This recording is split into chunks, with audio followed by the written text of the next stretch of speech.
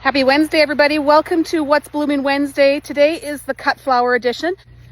So this was the first succession of zinnias. They have finally overcome the wind whip, but they are still ridiculously short. So one thing I did this year was I just did mixed varieties, and next year I will definitely focus on getting specific colors so that we can have a section of pink, a section of yellow, a section of lime.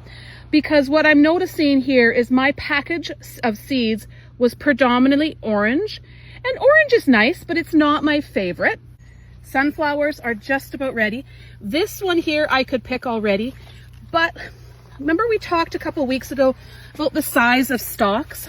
These stalks are definitely way too big for bouquets. I need to burn holes closer in my landscape fabric so that I can force these beautiful flowers to shoot up taller and get smaller stalks. Now I'm taking you down underneath the second succession of sunflowers, and look at the size of those stalks. Those are a lot better, and definitely proves again to me something I knew, but a good reminder that you've got to get your sunflowers really close together so you can get a much smaller stalk, so your bouquets don't need to be in a giant bucket.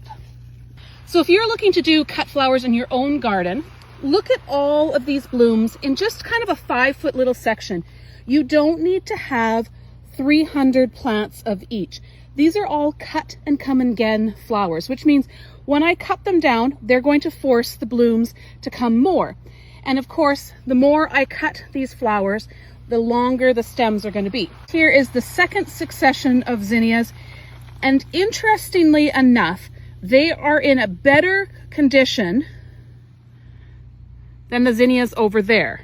And I attribute this to the fact that it was planted when there was less wind, the ground temperature was warmer, and they are a warm season flower. This is the last succession of cosmos I planted, and it's hideous. And I fully knew that I would have trouble with this. And the biggest reason for this is they were in 6-packs that were root bound, they were overgrown, and what I should have done is I should have cut them down to about 2 inches tall when I planted them. They have struggled ever since I put them in there, and it's just a good lesson and a reminder to me to plant your plants small in the garden. Here I've got some cute annual salvia, mostly just for my own benefit. I don't know if it would be great as a cut flower, but it's just really cute. Coming down the line is some late planted rudbeckia. Again, these are a cool season flower, and they were planted way too late and they're stunted. So again, knowing the correct timing of your plants is key. Here in the direct seeded bed, we've got those tiny little snapdragons. They're probably going to produce in August because they were so late. I dropped some sunflower seeds in every little hole that didn't have anything growing, so that'll be my last succession of sunflowers. Here is a beautiful snapdragon. These ones were planted in early May. Gorgeous. I will be planting them much earlier next year so we have robust plant. These are foxgloves, also cool season. Would have loved to have been planted out a little bit earlier, but they are doing great. Then we've got some direct seeded chamomile. I don't know, I'm a farm girl, and when I look at this, I just think pineapple weed. It just reminds me of pineapple weed in the garden. I don't think I will grow it again. Prove me wrong, maybe it will surprise me. But for right now, all I can see is a weed. We've got some scabiosa coming, bupleurum coming, and some annual baby's breath.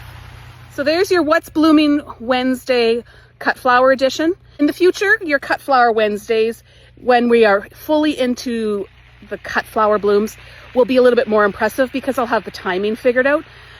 But this is what learning and gardening is all about. Trial, error, and you need to do that also in your garden, because without trying things, you're never going to figure out what works for you. And you can watch videos like this and learn, but your best lessons are going to be in your own garden, trialing your own things, and take good records. I have not been taking good records this year, and I absolutely wish I had. So let's move forward. Let's try new things, and happy gardening, everybody. Bye.